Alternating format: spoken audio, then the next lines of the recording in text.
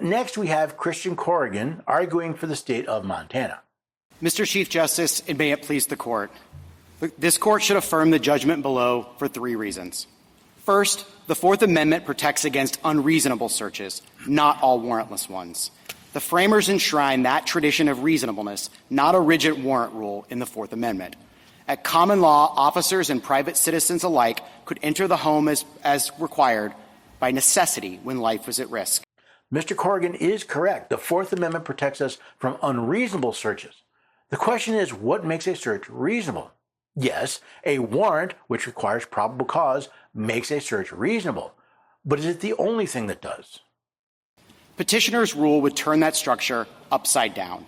He asked this court to graft the warrant clause's probable cause requirement into the reasonableness clause itself. That move has no basis in text, no footing in history, and no support in this court's exigency precedents. Again, Mr. Corrigan has a point. The Fourth Amendment requires probable cause for a warrant, but only reasonableness for searches. Second, this court has already set the standard for emergency entries at objective reasonableness.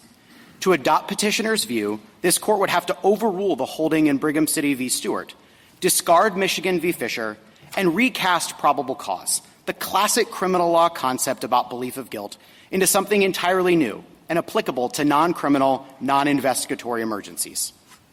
This court has already set the standard for emergency entries? No, the Constitution set the standard as reasonableness.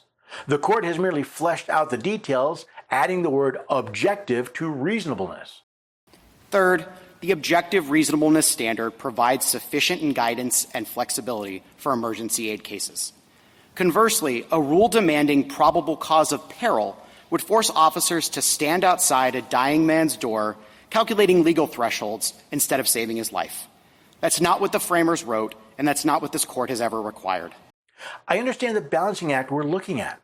On the one hand, our home is our castle, and we want to defend it.